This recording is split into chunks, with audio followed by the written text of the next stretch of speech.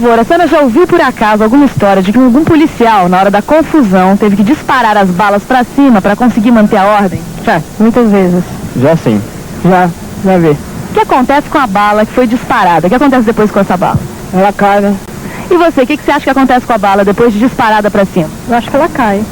É isso aí, cada um ouve uma história diferente, fala de um jeito, mas todo mundo sabe o que acontece com essa bala. Aliás, tem até um ditado que diz que tudo que sobe, desce. Mas aos olhos da física, o que acontece com a bala em termos de estudo do movimento? Esse é o assunto da nossa teleaula de hoje. Nessa teleaula, você vai ficar conhecendo a aceleração da gravidade, vai aprender o que é o movimento de queda livre e vai aprender a fazer uns cálculos sobre o movimento de subida e descida de um projétil. Olha só que interessante, eu acabei de ler aqui no jornal que uma das maiores causas das balas perdidas são os tiros dados para o alto. Afinal, tudo que sobe tem que descer. Mas agora, esquecendo um pouco as balas perdidas, vamos pensar em termos de movimento. O que acontece quando a gente joga um objeto para o alto? Essa é uma pergunta que intriga a humanidade desde a época dos gregos antigos. E ela só começou a ser respondida mesmo por Galileu Galilei. Deixa eu ouvir falar desse famoso físico na nossa primeira teleaula. Galileu criou uma experiência para verificar a queda de dois corpos com massas diferentes. E ele chegou a uma incrível conclusão. Quando a resistência do ar influi pouco, corpos diferentes, soltos na mesma altura, caem juntos e atingem o chão ao mesmo tempo. Galileu é conhecido como o pai do método experimental. Esse método revolucionou a história da ciência. O pulo do gato do método experimental foi perceber que criar uma experiência é criar condições para que um fenômeno ocorra. Por exemplo, um amigo meu não acredita que uma bola de aço e uma pena possam cair juntinhas. E podem. É só criar condições para observação desse fato. Muitas vezes isso só pode ser feito em laboratório.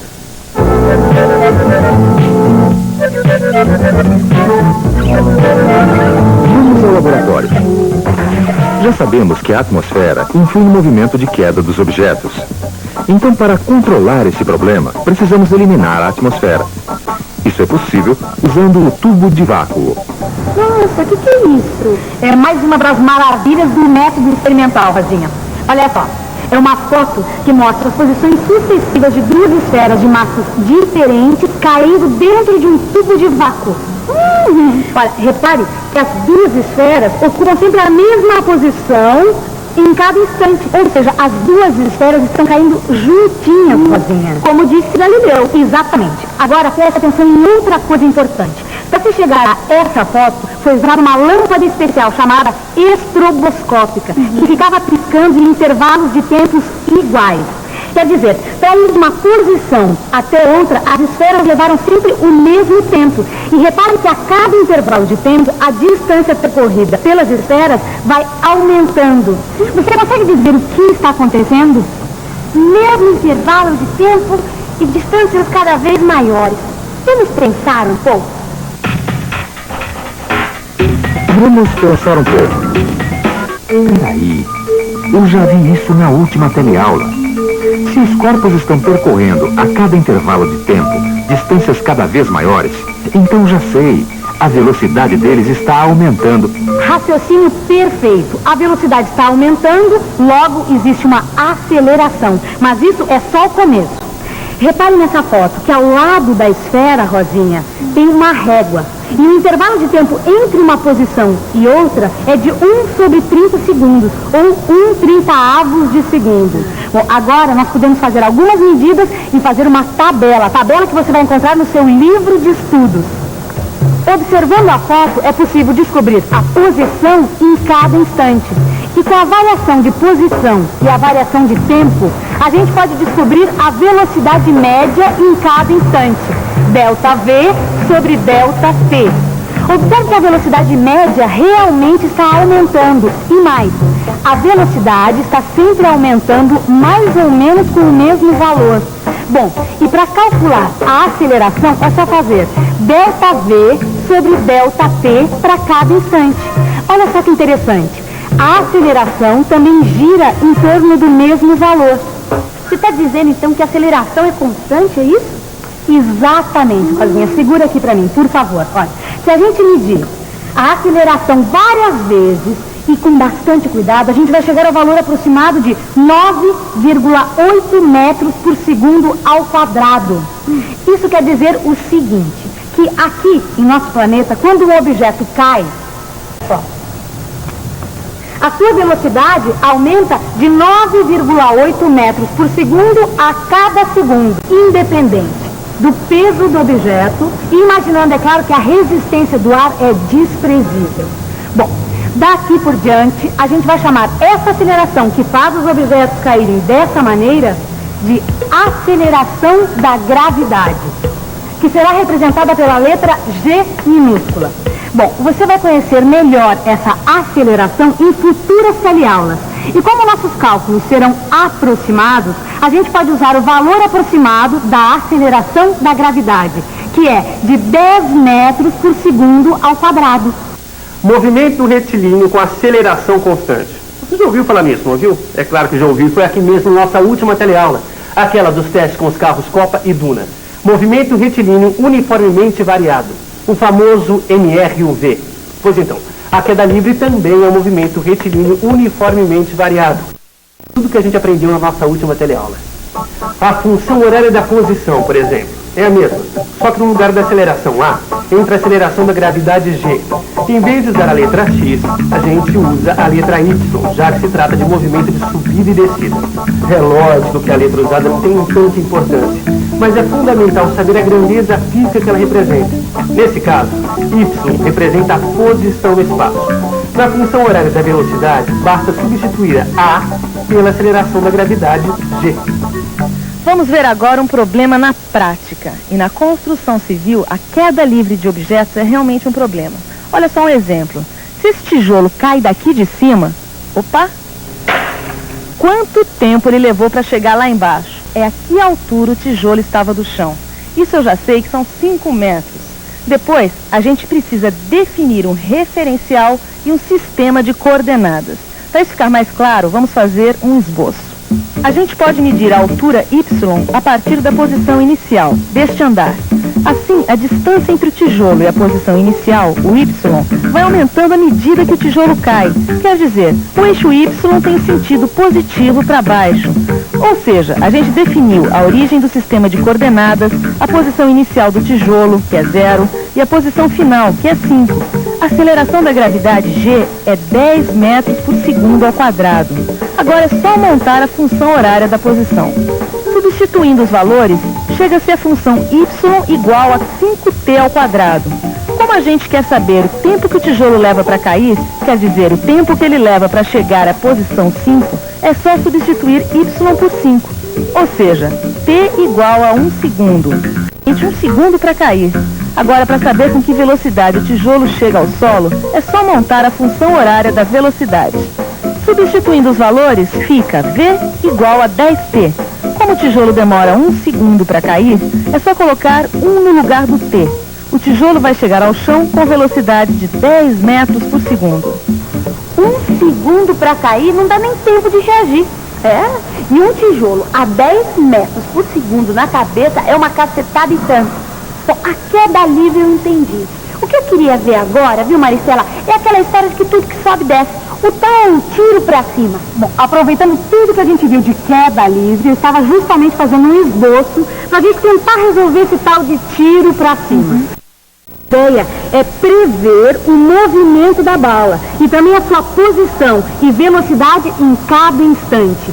Mas não esqueça de uma coisa, hein? O que nós estamos fazendo aqui é um modelo e nesse modelo nós estamos desprezando a resistência do ar. Bom, num tiro de verdade, a altura alcançada e a velocidade da queda vão ser bem menores do que os nossos cálculos, por causa do efeito da resistência do ar. Mas espera aí, o que o tiro para cima tem a ver com a queda livre? A gente não está abandonando a bala em uma determinada altura. Ao contrário, a bala está sendo lançada para cima com uma velocidade inicial.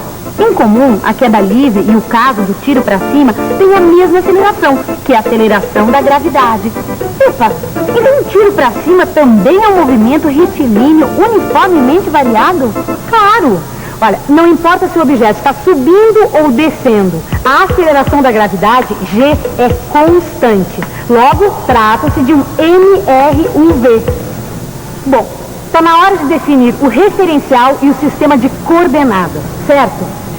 Bom, o eixo Y a gente pode colocar aqui, ó. Pode tirar a régua. Tá? Aqui vai o eixo Y. E a origem é aqui, ó. Bem na boca do cano do revólver. Tá? E quando ela sobe, aqui a gente pode dizer que é positivo. Percebeu a jogada? A gente pode definir o sentido positivo ou negativo de acordo com o caso. A ideia é que a escolha facilite a solução e a compreensão do problema. Vamos lá. De acordo com esse sistema de coordenadas, o y0, que é a altura inicial, é igual a 0. A velocidade inicial da bala, que eu vi no livro, é aproximadamente 200 metros por segundo. E a aceleração da gravidade G, que a gente já sabe, que é 10 metros por segundo ao quadrado. 10 não, menos 10. Menos 10? Ah, já sei. Como você orientou o eixo de coordenadas positivamente para cima e a aceleração da gravidade para baixo, então G é negativo, é isso? Exatamente. A aceleração da gravidade é um vetor que sempre aponta na direção da Terra, de cima para baixo. O seu sinal depende de como a gente orienta o eixo das coordenadas. Bom, o importante aqui é perceber que, sendo a velocidade inicialmente para cima e baixo, o que acontece? Bom, como a bala sobe, a sua velocidade vai diminuindo e diminui 10 metros por segundo ao quadrado, ou 10 metros por segundo a cada segundo. Pronto, cheguei à função horária de posição trocando os valores de y0, v0 e g. Muito bem, Rosinha, com essa função a gente pode descobrir, por exemplo, quanto tempo a bala vai demorar para voltar ao chão. Espera aí que eu já sei. Quando ela voltar ao chão, a posição y vai ser igual a 0 de novo, né? Exatamente, porque tudo que sobe desce. É isso mesmo. É só colocar 0 no lugar de y na função horária. Usando a matemática, a gente chega ao valor de t igual a 40. Ou seja, depois de 40 segundos, a bala volta ao chão. E com esse valor e a função horária da velocidade, dá para saber com que velocidade a bala vai voltar ao solo. A função horária, v, é igual a 200 menos 10t. Substituindo t por 40, que é o tempo que a bala leva para voltar até o chão, então chega-se ao valor da velocidade, menos 200 metros por segundo. Você sabe o que significa uma velocidade negativa, não sabe? Eu sei. Significa que a velocidade está em sentido contrário da orientação positiva que a gente definiu para cima. E a bala atinge o solo com a mesma velocidade com que ela saiu do cano do revólver, só em sentido contrário. No seu livro de estudos, você vai encontrar gráficos em função do tempo, posição, aceleração e velocidade, que vão ajudar você a compreender melhor essa história do tiro para cima. Bom, por falar em compreender melhor, que tal uma boa revisão? E atenção, se liga aí, que é a hora da revisão. Nessa teleaula, você aprendeu que na superfície da Terra, os corpos caem com uma aceleração constante, a aceleração da gravidade, que vale mais ou menos 10 metros por segundo quadrado. E aprendeu que esse movimento é chamado de queda livre. Viu que é importante fazer um esboço dos problemas, definindo o seu referencial e a posição do sistema de coordenadas. Assim, com o sentido positivo e negativo bem definido, a gente não se atrapalha com os sinais da velocidade e da aceleração.